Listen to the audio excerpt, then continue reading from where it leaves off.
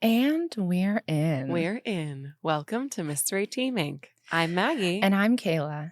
And welcome to Mystery Team Inc.'s Halloween Part 1. Oh my God. So, Maggie, what do we have to say for ourselves today? We are in a spooky, goofy mood. And we decided, well, okay, here's the thing. We wanted to do something like this last year. And we ended up going in a different direction and we did Sleepy Hollow, which I loved. But it just felt like time. Yes. We've been talking about doing something with this IP forever. So today we are doing Twilight 1, The Twilightning. In honor of Twilight, we have both come in costume. Yes, we have. Would you like to go first or do you want me to go first? You can go first. Okay, so for everyone watching, I am dressed as the skin of a killer. For everyone not watching, I have covered myself in 5 different types of expensive Euphoria grade glitter. I'll just give it a little twirl. Yeah, so we you love can that. see. Does it look good? Yeah, it looks beautiful. Great. So this is my costume. Maggie, please tell us what you're dressed as. I'm dressed as when Emmett inexplicably rides in the car standing up and holding his school books, and he's just like this. I haven't known about that. Yes.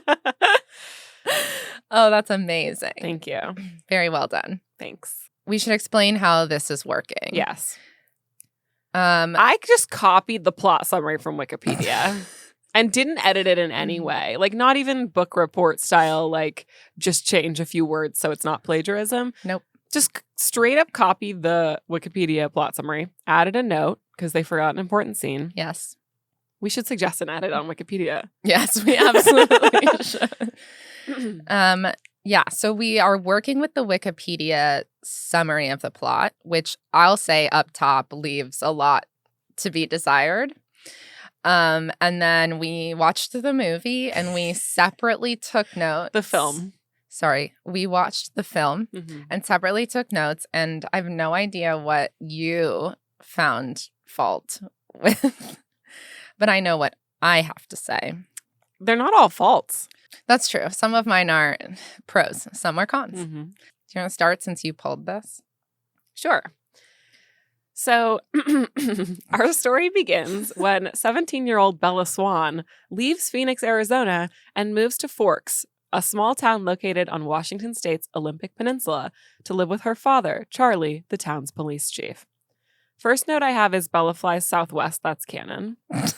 Second note I have is just the quote, "I would miss Phoenix." Also, I have a note, which is that they open this movie with her standing in front of one cactus. Yes. I loved that too. Which feels rude. I actually asked myself when I was watching this if they shot it in like the San Gabriel Mountains and just like wheeled like an ancient cactus out there for the shot. Because it's then, like 4. Yeah. But there was a moment in the tight shots where I was like, did they just shoot this like an hour outside of LA and fly in some of those like 100-year-old cacti? I wouldn't be surprised. Her mother, Renee, is married to Phil, a minor league baseball player whose career often keeps them on the road. And which will unravel the entire plot of this film later. I have a lot of notes about the baseball. Oh my God, I can't wait. So Wikipedia leaves out the whole part where she comes to Forks and like reunites with her father. Yeah. So I have a note on that. I'm just going to read to you what I wrote. Now, the way they choose to show that Bella and her father have not seen each other in a long time and that they don't connect is by Charlie pointing out that her hair is longer and her being like, I cut it since I last saw you. Now, I don't buy this. As we discussed recently, my own mother, whom I see at least once every 2 weeks, doesn't notice when I change my hair. And I know your mom didn't notice when you got bangs. See, that's true.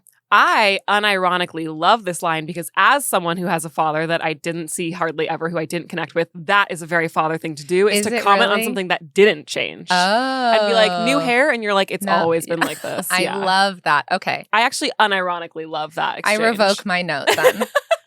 Revoked. It's great because it's not actually something that changed. He's like, your hair is long. She's like, I've cut it since I last saw you. Interesting. And that's like, oh, he actually doesn't know. Because he goes, must have grown out again. Oh, I love that. Yeah. It's actually okay, great. never mind. I love Great job, line. writers. There is only one writer on this film. Great job, writer. Yeah. Who is it?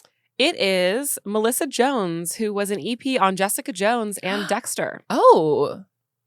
I think for the most part, the screenplay holds up. It's the source material. That's the problem. You can't really make something good out of... Like, I unironically love a lot of what happens in this screenplay. I just want to say, I love this movie. No, I do too. I think that... I was talking to someone about this the other day. I think that they did something... They did something. Fine with something... not good. Right. Like they took the book Twilight, which inexplicably is like 400 pages long, and they condensed it into a movie. And also the amount of pressure they had on them, like the dreams of every 13-year-old girl in the world were on their shoulders. And they kind of nailed it. It's also a movie for 13-year-old girls. Yes. You know, so like you have to keep that in mind when you're watching it. Yeah. But just really quick, we should talk about, have you seen that interview with Robert Pattinson where he talks about how he almost got fired? That's so funny. Like, I guess at some point his agent came into his trailer and he's like, whatever you're doing, stop doing it because they're literally about to fire you. Oh my. I have something to say about that too, which is that my first brush with internet fame was when I was a sophomore or junior in college, and my friend and I created a Tumblr called Robert Pattinson Hates His Life. I remember that. And it was just like clips and GIFs of him regretting publicly every decision he's ever made. Mm-hmm. And it kind of blew up. Mm-hmm. So yeah, you had early Tumblr fame. It was early Tumblr fame, and it was hilarious. I agree. I love that he almost got fired, though. Yeah. Let's see. The next note in the plot summary is Bella becomes reacquainted with Jacob Black, a Native American teen who lives with his father, Billy, on the Quileute Indian Reservation near Forks. I have a note about this. Mm-hmm. I developed a game for the whole series. Okay. It's called Rate That Wig. So here's my rating for Jacob's wig. How obvious is it that it's a wig? To me, I spotted it the minute he came on screen. Right. Bad. Fail. Is the styling at least is good? The rating pass or fail? Sometimes. Is the styling good? No. 4 out of 10 on this wig. Also, another note about this scene is that I love Charlie and Billy. I think they're the stars of the movie. They are the stars of the movie. They steal every scene they're in. And then I wrote, make a movie about them cowards. Yeah. I agree. I love them. I love them too. So the next Wikipedia plot point is, she makes friends at her new high school, but finds the mysterious and aloof Cullen siblings particularly intriguing. I wrote, I have never seen a character serve a narrative less in my entire life than like this first person she meets at school. Who? This kid, the first one who's like, let's put you in the feature about being a new student at school. Eric? Yeah. He's featured in the rest of the film. I would love to hear how he serves the narrative at all. Don't worry. I have notes about it. How he serves the story? Yep. These guys couldn't all have been one fucking friend? No. Okay. I'm excited You're to hear ignoring about an entire subplot that is crucial to the film. We'll get to it. Okay, great. I have a note about this, which is, I will never understand why they chose to enroll in high school. I know they explain it. I don't buy it. And also, if I was a vampire and I was trying to hide it, I would not hang out in the cafeteria at lunch with my conspicuous incest family, because the worst time to pretend you're human when you're a vampire is when you're expected to be eating human food. It's true. I think we're all on board that there's no reason why they're in school. No reason. This is whole I have a setup. question. The movie does not make clear at any point what the other kids think of the Cullens, but it talks around it a lot. So, like, everyone will say things like, those are the Cullens. Everyone knows them. And Anna Kendrick will be like, they're a creepy incest family. Don't try asking them out. I already did. Yeah. And I'm like, do you guys think they're cool or are you scared of them or not? And then, because here's the thing, then throughout the whole movie, everyone's like, and fair assessment, they're like, that guy's kind of creepy the way he's always staring at you and whatever. But then they like get together and he gets out of the car in his Ray-Bans and everyone's like, yeah. I have a note about that scene. So what do they think? Like, do the kids like them or not? Unknown. I don't think any of those characters are meant to be three-dimensional whatsoever. Yeah. Anytime they appear three-dimensional, it was by accident. The thing that I like most about the introduction of the Cullens is that they're each walking exactly 20 steps ahead of each other. And since Edward doesn't have a sister girlfriend, they make him walk alone. Like, they couldn't just walk in as a family. No. They have to walk in pairs, like exactly It's like at a wedding procession. Yeah, like exactly 20 steps ahead of each other. And then Edward has to come in by himself. I think that everything that they do is for the capital D drama. Yeah. If I was a vampire, that's what I would do. If I was 400 years old and for some reason had to be in high school, I would do everything for the drama. Yeah. I would be super mysterious, as we know I'm incapable of doing. Right. So in my fantasy, I'm just like a secret vampire doing just being like walking in slow-mo, glittering. Yeah, if it were me, I would wear a cape. Like, I would not even be trying to hide the fact that I was a vampire. You would do What We Do in the Shadows style vampire. Yeah. And I would be that girl. I'd be like that goth girl that everyone's like, she's a vampire. And I'm like, I'm just goth and you guys are gothist. But like, actually, I'd be a vampire. Just like hiding in plain sight. I would go, yeah, I am. Bella is seated next to Edward Cullen in biology class on her first day, but he seems repulsed by her. I think this is pre-Robert Pattinson getting talked to about his acting. I agree. I couldn't tell you when he was talked to about his acting. There's no moment in this film where I'm like, that was better. I'm sure it probably was not shot in order, so yeah, who's to say? But then we go to Luke's diner so that we can introduce more characters in the running for Most Purposeless Existence, and so Kristen Stewart can use the ketchup bottle like a salt shaker. Hi, sorry, this is the first note I have. In the diner scene, nobody was pouring or shaking any seasonings or condiments out of anything. They were just waving bottles and containers around. Okay. The next note I have is I just love Bella's Nokia 7360, and I also tried to figure out a way to dress up as that. This slidey phone? Yeah. So there's a lot of stuff that happens between that plot point and the next plot point. So I have some things to say. I have more notes too. Okay. Go ahead. My next note is about the Cullens arriving in the Jeep. Okay, great. Which I am dressed as. Which you're dressed as. I said, the Cullens drive a giant Jeep and they arrive to school standing in it. Why are they so conspicuous? I don't get it. They have multiple cars. I have a note about the cars too. But it's just my favorite thing is Emmett.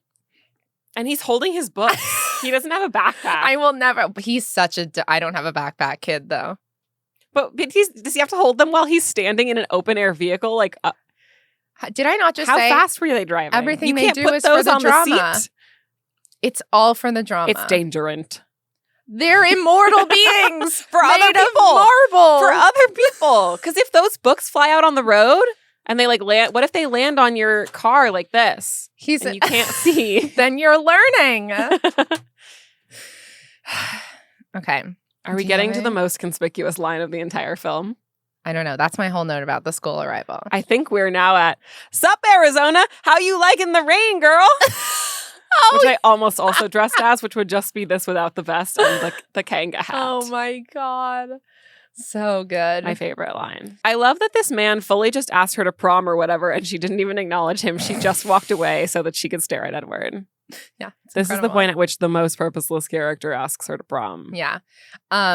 This is the plot line that I feel is integral somehow. Yes. And I keep track of it. The prom asks. Don't worry, I have a running. No, yeah. It's like the D plot, but I just feel like it's not necessary to the story. You're wrong. Okay.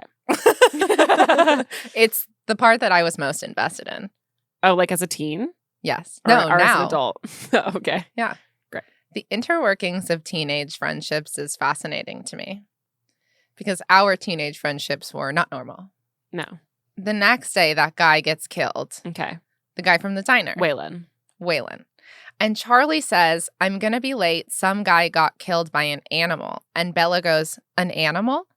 As if she's never seen an animal. And he says, you're not in Phoenix anymore, Bella, as if there aren't animals in Phoenix. So I looked up the most dangerous predators in Phoenix. Okay, I'm excited. Here's what they are. The Gila monster. That is an animal. The killer bee.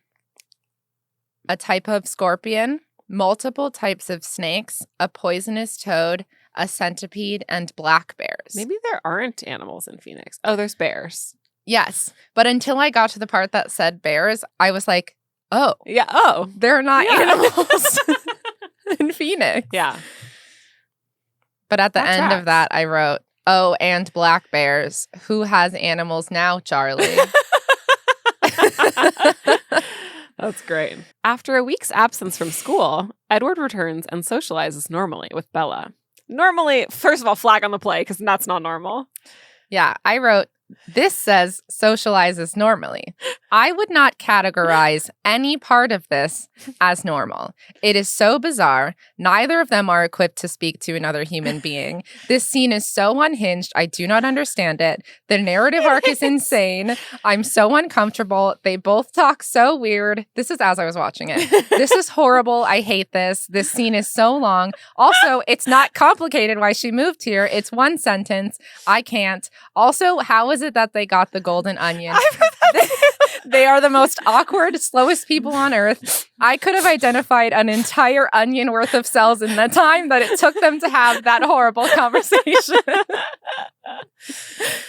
That's very similar and also the opposite of my takes, because I wrote, Edward says, hello?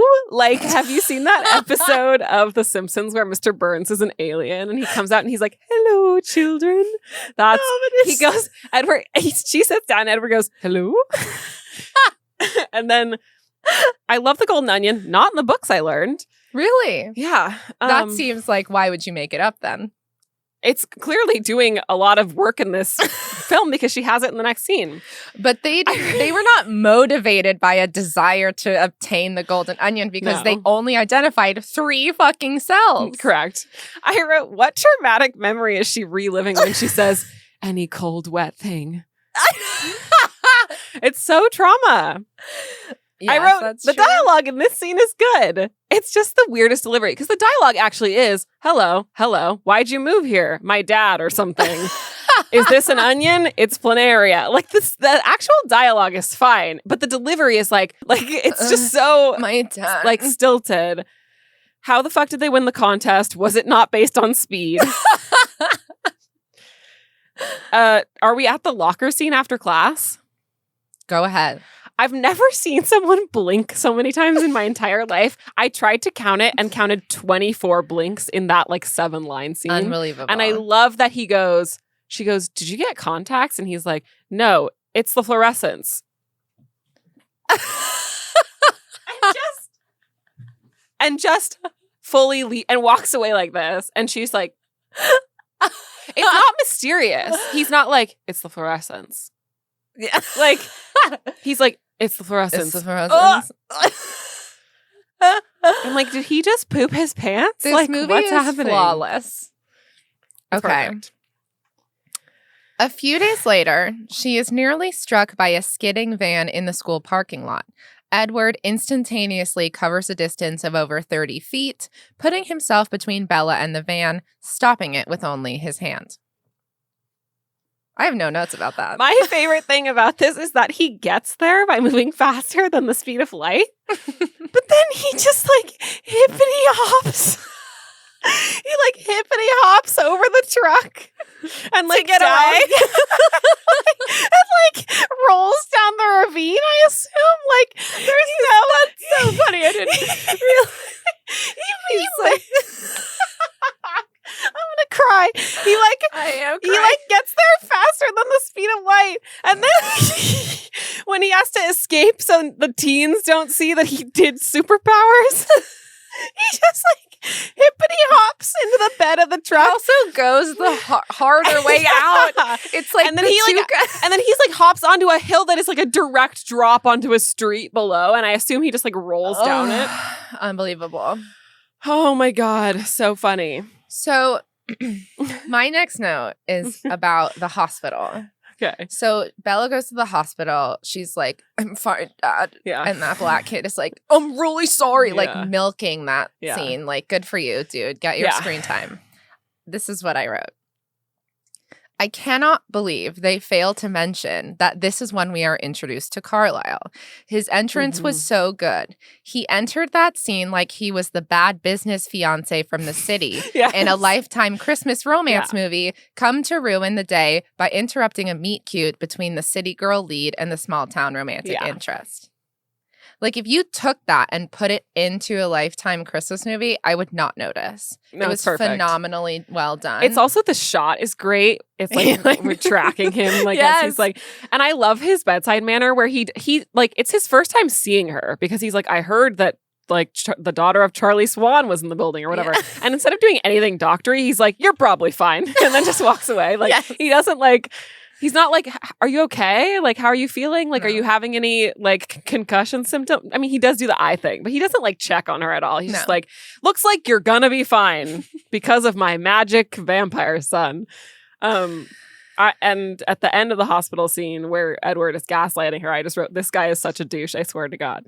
Oh, I have a whole note about it. You ready? Yeah. Okay, so the Wikipedia line is, he subsequently refuses to explain his actions to her, warning her against befriending him. I have most of my notes are a stream of consciousness as I was writing it. So I wrote, not only does he refuse to explain, he totally gaslights her. I'm furious. Also, the stakes that they acted in this scene were way too high.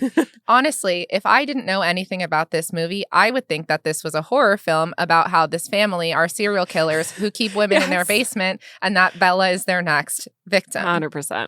I think that you're definitely onto something because the next scene is her dreaming of Edward, but he's actually in her room. 100%. And it's my favorite thing. It's one of my favorite shots in the movie because it's a whip pan to him standing in the corner, exactly like the picture of him in a tracksuit. And he's just standing there like this. I love the way almost that as if he's riding in a Jeep standing up. Every time you imitate Edward, you stand like this, and it's true. He can't. It's like, you know those bodybuilders who can't put their arms down? It's like he thinks but he has the space to put his arms down. I think it's maybe because he has all those pea coats on. So at this point, I have this note. Also, Wikipedia has kept out the entire subplot of people because it's not vital to the story. You're wrong. Of people trying to get dates to the prom. This is just as important, so I will keep track of it. At this point, Mike asks Bella to the prom. They're standing in the parking lot, and Edward is lurking behind Mike, making a face at Bella that I truly do not understand. It's like... And then I wrote, what did the director tell him his actor thought was in this moment? I have no idea. Now we get to the greenhouse field trip. Okay, I have a note about this. Is it him giving her a worm on a stick? No, it's prom related, obviously. Okay, great. So at this point, on their field trip to the greenhouse, we learn that Mike has asked Jessica to the prom. Jessica has said yes. She's thrilled. Bella tells Jessica that the two of them are great together. She is a good friend. That's my note about the prom. Okay, great. I like when they're leaving the field trip and Edward is like, I decide when the bus is full. Oh, also there's a scene. Our bus is full. It's not. You're not the bus driver. You don't get to decide when the bus is full. There is this part where, so Edward seeks Bella out, even though she's at this point actively avoiding him, and he says, we shouldn't be friends. And she says, you should have figured that out a little earlier. As if they're really good friends now. Even though all of their interactions have been at best polite small talk and at worst outwardly and publicly antagonistic. There is no part of me that thinks that they are at all friends. No. They're not even friendly with one another. No. Okay. Are you going to say anything about them going to lunch the next day? Or in the cafeteria scene? Oh, when he recreates the cover of the Twilight book? Yeah. Yeah. I described it as Edward does a circus trick ending in the book cover and then engages in some classic abuser and groomer behavior with, quote, it would be smart for you to stay away from me, even though he's the one who's constantly seeking her out. I wrote, if a 22-year-old man follows you around your high school and says this stuff to you, you need to report him. Report him. To a person you trust. Yes. At this point, the teen squad invites Bella to La Push, which is the beach at the Quileute Reservation. She invites Edward. Yeah. And he's like, I don't. He's like, which beach? Also, I wrote, I really do not understand this relationship at all. Like, what do either of them even want? Yeah. Okay, so now the friends are at the beach, now right? the teen squad is at the beach. I wrote, is this the movie where I learned how to be a strong, independent woman? Don't even worry, I have a whole note about it. Okay, prom update. Glasses girl tells Bella that she keeps thinking Eric is going to ask her and he, quote, just doesn't. So Bella pulls an early 2000s female protagonist move and encourages Glasses girl to just ask Eric herself. Mm-hmm. She's a strong, independent woman. She's a good friend, yeah. This is how we learned. Also, I wrote, Jacob and his friends arrive. His wig is hidden by his beanie. This is smart. Anna Kendrick's character then calls her out for inviting Edward in front of them, which is not very girl boss of her. It's kind of rude. Anna Kendrick's character is classic, like, girl boss. Yeah, but I don't like that she's like... No. She tried to invite her boyfriend, but he didn't come. Yeah, this is like, what's the woman, Rachel, who got canceled for being too girl boss? Yeah, Rachel Hollis. Rachel Hollis. Yeah. Anna Kendrick's character, I guarantee you grew up to be like a less popular Rachel Hollis. Yeah. I didn't write anything about this. I just wrote the line, you caught that, huh? Because I don't even remember what it refers to, but it's literally her being like, so you guys are werewolves and they're vampires? And he's like, you caught that, huh? Like, I have a whole thing about that. Okay, great. So the Wikipedia plot point is Jacob tells Bella about a long-standing animosity between the Cullens and the Quileutes and says the Cullens are not allowed on the reservation, completely leaving out the best part of the books, which is the long, long explanation of what's going on. But basically, he says that his tribe is descended from wolves, and the Cullens are supposedly descended from what he calls an enemy clan. And there's a flashback, and I wrote, based on the flashback, it might have been a clan of carnival barkers, maybe. The outfits are unreal. I like that the flashback is like, I assume to like 1904 because they're wearing a fedora and like a big neckerchief. They're wearing like, I could not figure out. It's supposed they're all to be from like different time periods. Yeah, it is. That's true. Which is why I thought carnival barker. I also, you're skipping my favorite line in the movie, which is where he goes, did you know the Quileutes supposedly descended from wolves? And she goes, what? Like wolves?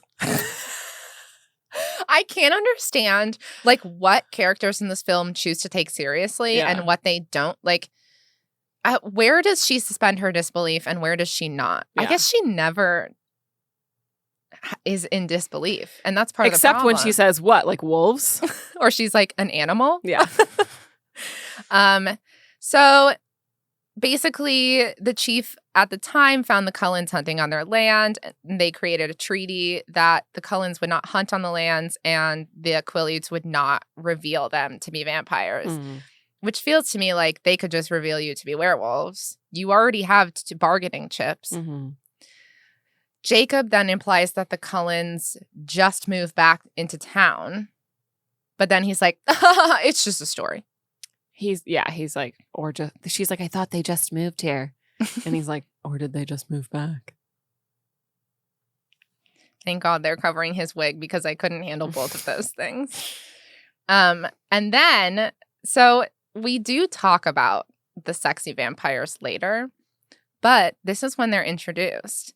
And I wrote, Wikipedia leaves out the intro to the 3 sexy vampires that would definitely sit at your table at a restaurant. And then at the end of the meal, you're a server, at the end of the meal, ask you for your number so you guys could have a foursome and then also tip you 100%. Yeah, they are. I've met those people before. They're nice people. They are. They tip really well. Yeah.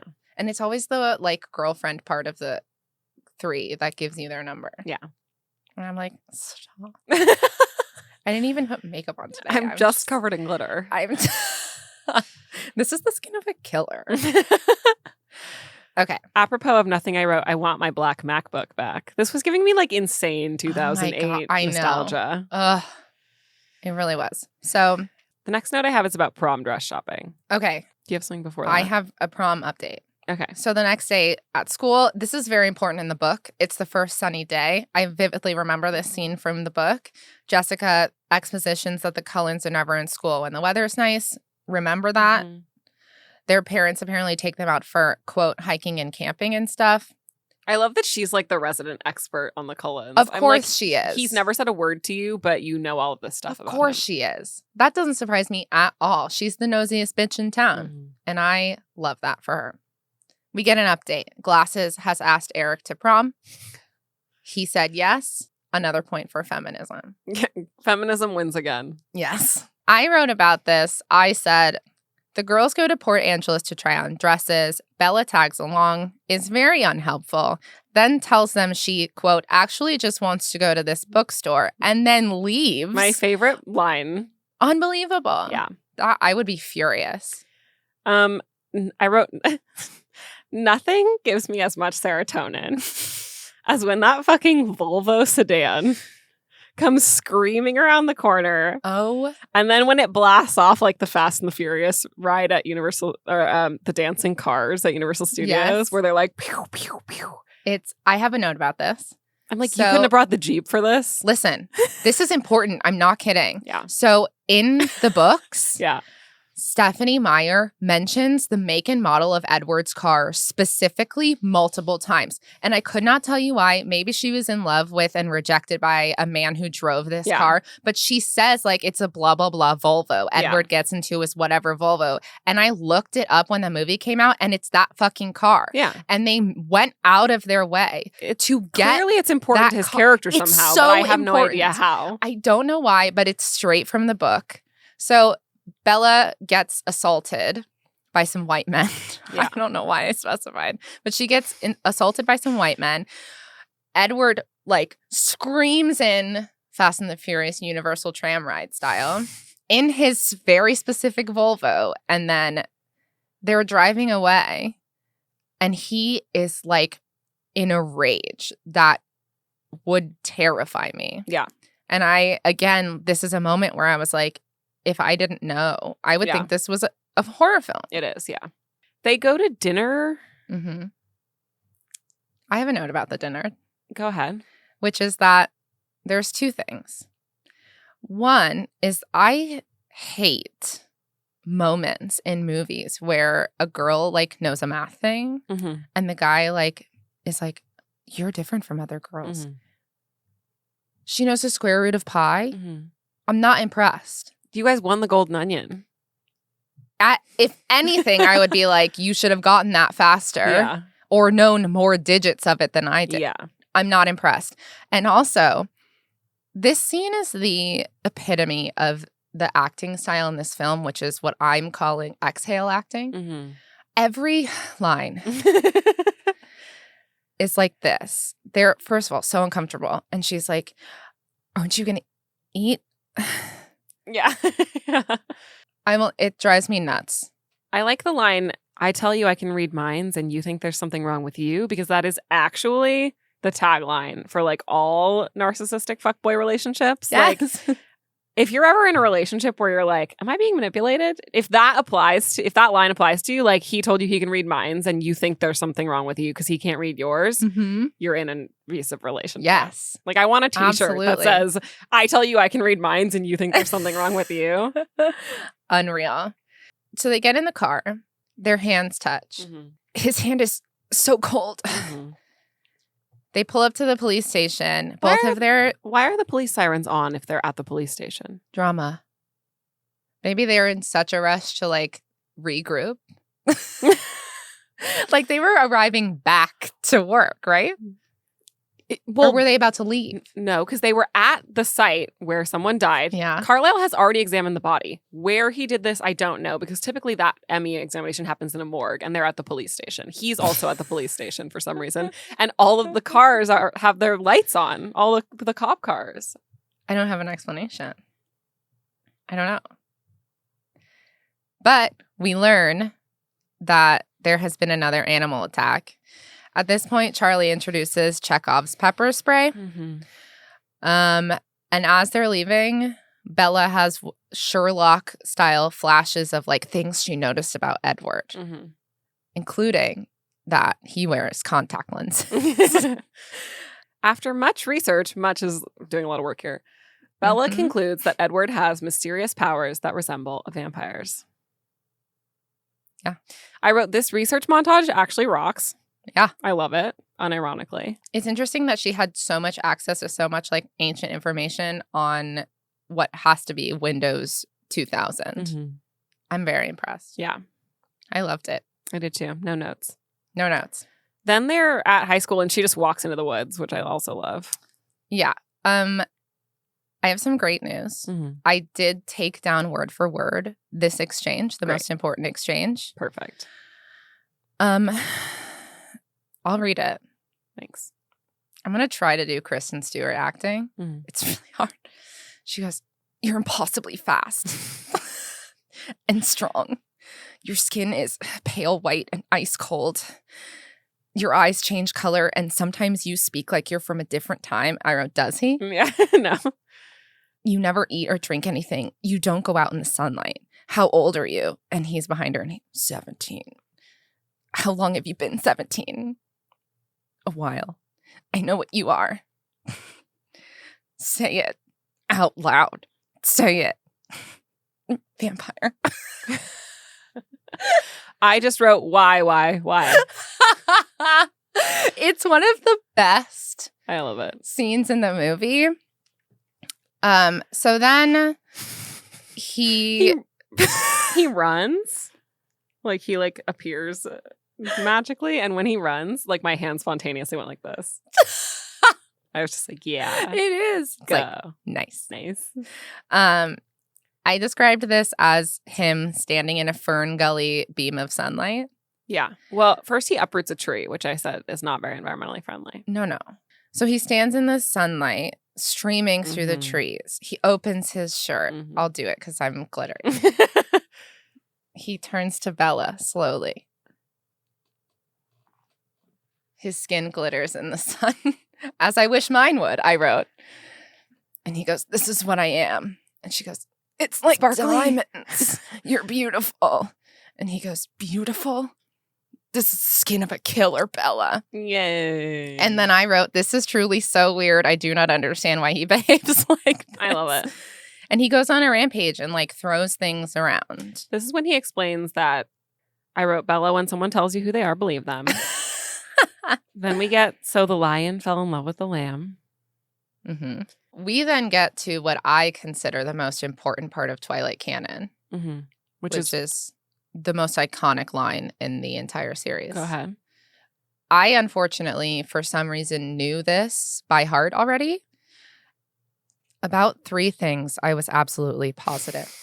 First, Edward was a vampire. Second, there was a part of him, and I didn't know how dominant that part might be, that thirsted for my blood. And third, I was unconditionally and irrevocably in love with him. Why did I know that by heart? It's perfect. Unbelievable. I'm not sure if I'm jumping ahead, but at this point I wrote, why does Carlisle turn people? Like, I get why he turned his wife, but why did he create a bunch of foster vampire children? The consensus seems to be that being a vampire is bad. All of them are like, I'm a monster. Like, Edward does not want to be a vampire. They're all like, we're damned to hell. And then I'm like, then why did he make all of these vampire children? I don't know. I think it's like they kind of present it as he's like saving why did their Carlisle lives. eternally damn these children? I think it's presented as him like saving their lives. It is presented that way. But the consensus is that they're That's monsters and bad. they don't want to be like this. that he would rather she die than be like him. So why is Carlisle doing this to them? That's my question. I don't know. Then we get the line, we think of ourselves as vegetarians. We only survive on the blood of animals, which is the opposite of vegetarianism. Correct.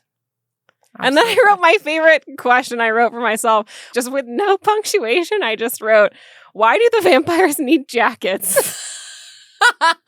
It's to cover their skin. No, because they wear long sleeves. But they're Double all out there cover. wearing like peacoats and shit, like normal Washington wear, even when no one else is around.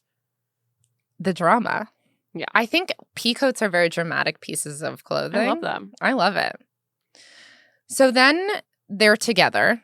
They arrive at school. Edward has suddenly turned into like some combination of Danny Zuko and season 1 Steve Harrington. Yes.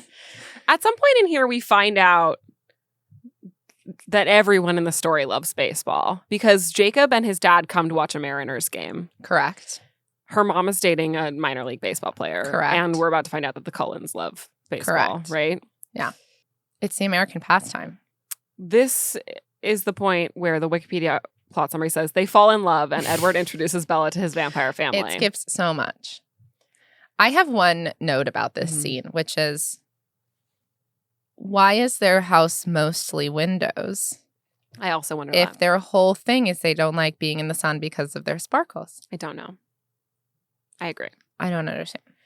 Carlisle Cullen, the family patriarch, is a doctor at the Forks Hospital, which we knew. And then Esme is Carlisle's wife and the family matriarch. And then I had to put a note in here because several months ago, I forgot her name and I accidentally convinced myself that it was Leslie. And then I accidentally convinced everyone around me that her name was Leslie. I and call everyone her believed Leslie me now. because no one can remember what her actual name is. There's also 2 Leslies.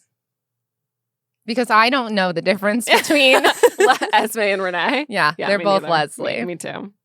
Okay, are we at Alice, Jasper, Emmett, and Rosalie? Yeah. Are there informally adopted children? And the family's reaction to Bella is mixed, concerned that the family's secret could be exposed.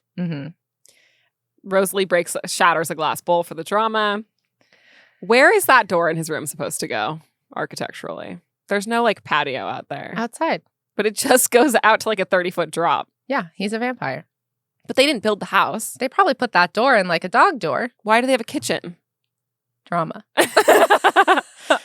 I think because they need to have like a normal person house just in case someone comes in and they could be like, ooh, cooking. But what about the door to the sky? They can be like, it's, what is that called where they all go in? Escher? An Escher. An MC Escher house. At this point, Andy pointed out that Edward's room looks like Cameron's dad's garage from Ferris Bueller's Day Off. Because it's just like a room of windows with like nothing in it. Oh, that's so good. Then this is where she turns on his stereo and he's like, it's Debussy. And it's Claire de Lune, which gets me because it's basically like if you turned on the thing and I was like, it's Nirvana. And it was like, it's a little thing called Smells Like Teen Spirit. It's the musical version of him saying the square root of pi. Yeah, and her going, you're right. The square root of pi. Like, it's Listen Claire de to Lune. Debussy's preludes and then fucking talk to me. Listen to his pre-Claire de You Lune fucking work. 110-year-old man dating a 17-year-old child. Yeah, not impressed. She says, I can't dance. He says, I could make you. We love a threat. We love a threat. At this point, we get my least favorite line in the film, which is, you better hold on tight, Spider Monkey. That's in like top 3 for me. Hate it. I love the affectionate monkey talk because later, Rosalie, when Emmett goes into a tree, she's like, my monkey man. My monkey man. Like, what? Hate it. They run around in the forest. Uh-huh. Do you have any notes about that before No. we move on? Okay, then we get to the point.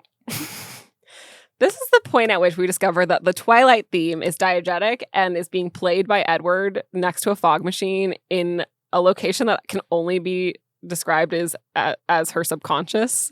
Like, I have no idea where this takes place. It's real. We never see the room again. But Robert Pattinson is playing the piano. Yes, I knew that from when I was 13. An hour and 13 minutes into this movie, they kiss. Oh, yeah. And it's implied that it's their first kiss. And we've gotten to "You're my life" before their first kiss. Yeah. As it should be because of morality. I also wrote, I feel like our Pats' one goal in this movie was for every single frame to be a good photo of him. He's never not giving face. He looks good. Every second of the film, he's like, Here's the thing. When I was like 16 or whatever when this came out, or 18. How oh old my were we? God. Yeah, I was Not like 18. He was the hottest man. I think we're their age. I think Kristen Stewart's like a year older than me, which would make her like 2 years older than you. So I was probably 17 and you were probably 16. That's impossible. Okay. I feel like I was 14. Oh, maybe I read the books when I was Yes. 14. Okay. Mike calls her Arizona after they've been friends for a year and then gives a correct assessment of Edward, which is that he's creepy. This is where I get mad about the timeline. The timeline of this, she starts school in the middle of the semester. The internet says it's in January. I thought she said March, but I'm going to assume I was wrong. January's not the middle of the semester, but that's fine. As soon as she gets there, everyone's asking her to prom. Correct. Despite the fact that prom usually isn't until like May. Correct. But let's just say prom is in March because maybe it could be in like a spring. Maybe it could be like a spring formal kind of situation. Mm-hmm. Then her mom's boyfriend is in spring training, right? Mm-hmm. Do they not move because her mom's boyfriend's career takes them on the road a lot? His minor league baseball career? Yeah. Okay. The minor league baseball season is from June to like September. Do you think? No, listen. I'm serious about this. Okay. Then at this point in the story, they're at spring training, right? Mm-hmm. Which is in March. Mm-hmm. Where is spring training for all the teams? Phoenix. No. Yeah, remember I had that boyfriend who would always miss my birthday because he had to go to spring training in Arizona? I was trying to remember where it was. Yes. So all of the teams do spring training in Arizona. So if this is in fact taking place from January to March, it's not the season when they make her move. Correct. And then in March, when this part of the story takes place, they're just in Phoenix doing spring training. Also, here's another fundamental question. Why does being a minor league baseball player take you on the road? Because Wouldn't you just move? No. They go play in different cities. Not all the time. Yeah. All the time? Mm-hmm. Yeah. Like, every time there's a Dodger game here, there's another team from a different city playing here. And then they just go somewhere else? Yeah. It's like every week is like that. That's how professional sports work. What a terrible job. I know. And they're tired all the time? Yes. Not for me. I would for me. never. Even if they ask me. Okay, we have 6 minutes, so we got to get through this because we're not even at baseball yet, like the actual baseball yet. At this point, we find out that Edward likes to watch her sleep because it's fascinating to him, despite the fact that he was a person before. Okay. All I can do is shake my head. I just he drives me nuts. And then they just do an MOS montage instead of any actual relationship building. They're just like, and then they fell in love. Like they yada, yada, yada, like the whole most critical part. To be fair, so does the book. Okay. There's That's on Stephenie Meyer. Yeah. There's no scenes in the book where it's just relationship building. Yeah. I think they got all the main relationship building plot points from the book into the movie. Yeah. Once again, it's not the fault of the film. Absolutely not. I like that she brings her dad more beer while he's cleaning his gun. I love that. Chief Swan. Like a swan in a police hat. Okay. So this, the way that Wikipedia wrote these plot points is terrible. Okay. I think we should just read it out and then we can go in with our version of the plot. Here's what Wikipedia said. Edward and Bella's relationship is jeopardized when 3 nomadic vampires, James, Victoria, and Laurent, arrive in the Forks area and are responsible for a series of deaths being investigated as animal attacks. That is 2/3 of the film. Mm-hmm. Well, they're just trying to summarize the B plot. James, okay. Now we can get to your favorite part of the film. Yay. This is the point at which I wrote into our summary, baseball happens. And then she wrote, brackets, I wrote this. So that you would know that this wasn't Wikipedia. Yes. I wrote, is baseball the only sport that Stephenie Meyer knows about? I think so, yes. I love that they can only play baseball during a thunderstorm because they're literally in the Dark Divide. They're in 76,000 acres of untouched wilderness, but they're it's going to be a little loud when I hit this normal baseball with a normal bat. And they both will survive. Yeah. I'm sorry, none of that equipment broke? Yeah. You're hitting a baseball so hard that it's breaking the sound barrier. Yeah. And your tiny little wooden bat and the normal human ball don't immediately explode. Yeah. This is where I don't buy it. This is where the physics goes off the rails. This is where they lost you. me. Yeah. I love the implication that they've had these baseball hats since 1904. Is that why they don't fit on their because they're heads? old-timey baseball hats. They're all wearing them Yeah, well, Rosalie is just wearing hers like that because she has perched on her hairs. Yeah. But the hats are old-timey. I love that. As if they've had they're their own real childhood baseball hats from 1930. It's so cute. Genuinely, that's a good touch. I wrote, miraculously, this did make me kind of want to play baseball. Yeah. I wrote, My Monkey Man. Carlisle playing baseball in a scarf is impeccable branding. Unbelievable. Carlisle might be the best part of this film. He's up there. Yeah. Wait, it's Charlie is the best, but Carlisle's up there for me too. Carlisle's up there. At this point, I turned on the subtitles, and when the other vampires show up, the subtitles say ominous rock music playing. Oh, yes. So there's an exchange in this scene. The sexy vampires are like, meh, meh, meh, meh, and the colorants are like, what? Yeah. And then they like agree to play baseball together because apparently the sexy vampires also love baseball. And Victoria goes, I'm the one with the wicked curveball. And Emmett goes, I think we can handle that. And then Laurent genuinely, with the most joy I've ever seen, goes, oh. Yeah. It's good. He's like so excited to play baseball, which is why I get sad when they ruin it for him. Yeah. Why does Edward even stay there with her? Like, why don't they just go super fast? And first of all, they run. When they do go to the Jeep, they run like people. Why doesn't he just super fast her away? I thought about this a lot. I really thought about this so much. Like, when they see them walking out, why isn't he just like, shoop? I think because it's suspicious. How are they going to know?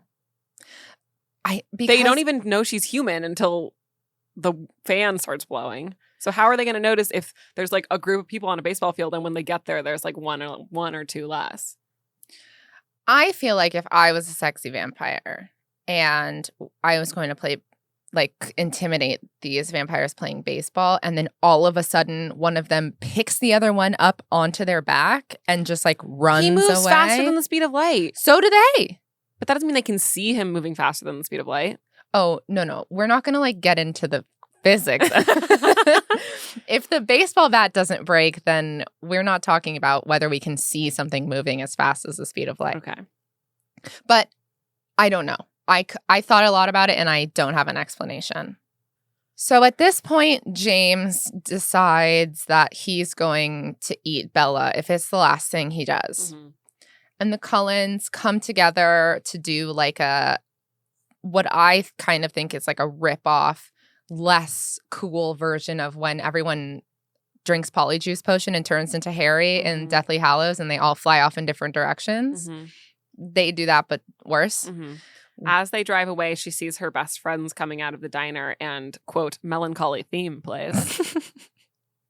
Another great acting moment from Anna Kendrick in this moment.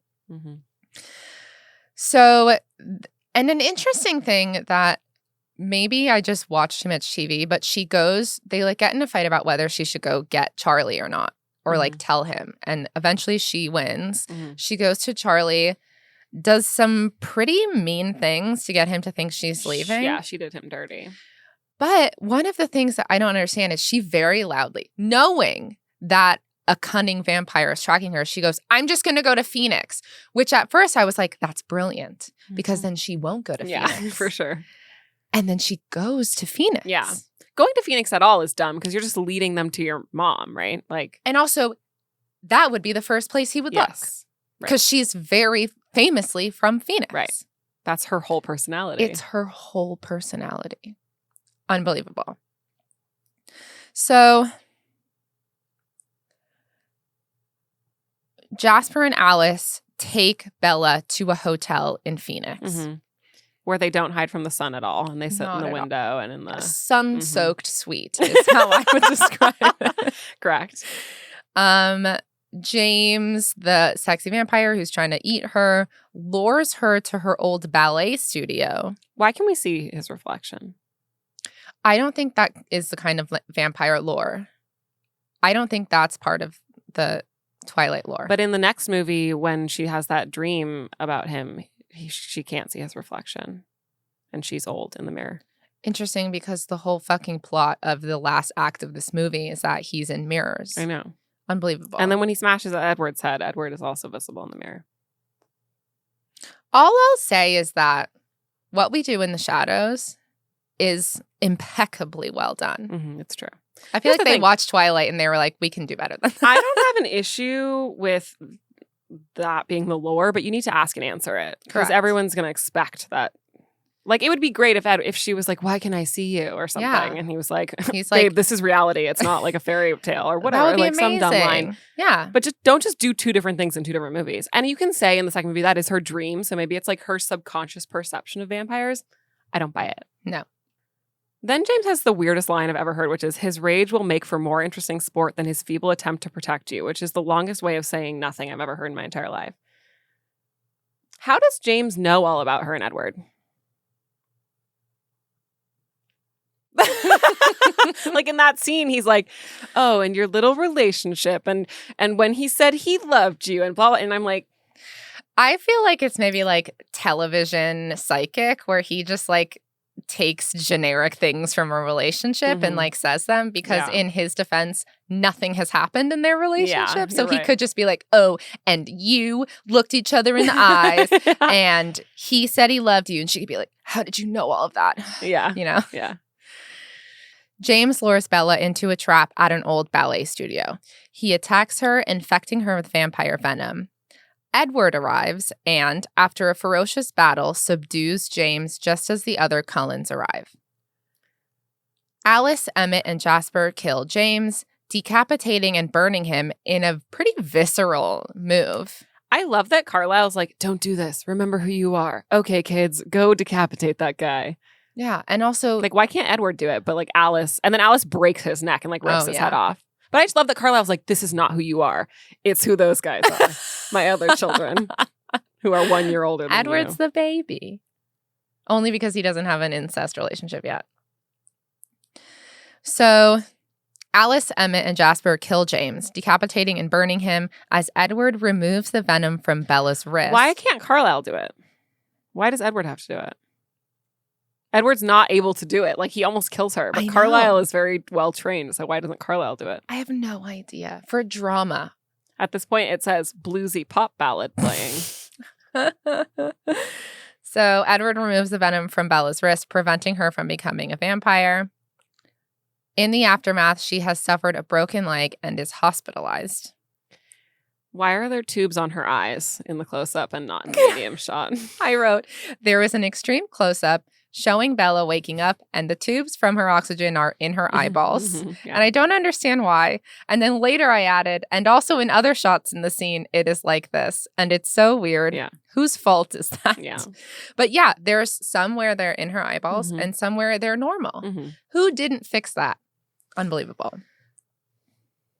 That's all I have to say about the hospital. Me too. I do. I know it's canon that they burned down the ballet studio. But did anybody ever find, like, the charred remains of that adult man? Just the charred, dismembered remains of that adult man? I don't know. I didn't think about that. Like, they just left a body in there. Yeah. Maybe vampires turn to dust. Okay. I think. Okay. Upon returning to Forks, Edward accompanies Bella to the high school prom, where he refuses her request to transform her into a vampire. I wrote, there's nothing more 2000s than a layered ruffle dress with footless lace leggings and prom-verse. Prom Converse. Yeah.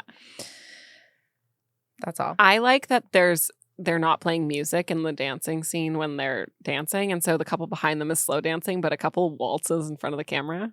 It's really They fun. also both leave. Yeah. And it's like, I can see the PA being like, go. Yeah. Go. Yeah. Because they look at the PA and then good. leave. I would be fucking furious if he refused to turn me into a fucking vampire. Yeah. Because she's like, I'm already dying, which is a kind of powerful line. I love that. I'm already dying. So what? I'm going to like grow old and die and you're just going to stay the same age? And he's like, yeah. And I wrote, is he only going to be into her until she's 25 and then he'll move on? Is Leonardo DiCaprio a vampire? It's fucked up because it implies that like you're just a blip on his timeline. It's true. It's fucked up. It is. It's also the only thing she's ever consented to. And he won't do it. Like, he won't meet her there. But, like, anytime she's, like, stop doing that or whatever, or, like, doesn't have any kind of consent, he's just, like, there. It's the most eternal version of being, like, I'm not looking for anything serious. Yeah. I think it's so fucked up. Genuinely. They are unaware that James's mate, Victoria, is secretly watching them, plotting revenge for her lover's death. Why did she sneak into prom? I wrote, Victoria is inexplicably also dressed for the prom. She clearly snuck into prom. Well, she's in a building overlooking prom. It's the building that prom is in. And she's also in one of the early scenes when they first walk in. She's actually visible in the background dancing. See, I thought, so it's like gazebo, walkway into the building. I thought she was opposite the building. No, she's upstairs in the building. Oh. And she's visible earlier on. So it's canon that she snuck into prom. But my question is why? Drama. It's such a dramatic thing to do. I know, but she also... It's not she attacks them while she's there. So it's just like, why? I think she loves dressing up. Listen, that's fair. I would do it. If I was like getting revenge for my sexy vampire lover and the other 300-year-old vampire was going to prom, I would do it. It just feels conspicuous. Like, why would you out yourself like that? For the drama. I would do it. So at some point, for the drama just isn't enough for me, story-wise. We're just getting to the end of the first film. That's going to have to carry you through, I think, for at least another film. Okay. I finished my notes with, Victoria has a very, very complicated and beautiful updo. And as she rounds the corner from the window, she just rips it out for the drama. And I love her. And she's my favorite character in this film. And I can't wait to see more of her. We love that. We did it. Those are my thoughts about Twilight. I still don't understand why Eric is an important character, but that's fine. Because he's part of the proma. The prom drama. Yeah, I get. I got it. But being part of the proma, I don't think is enough to justify. We'll just have to agree to disagree. It's fair. I love him. I would not like that movie if he wasn't in it. Okay. That's fair. Strong words. Well, I mean it. I know. All right. That's Twilight 1. That's Twilight 1.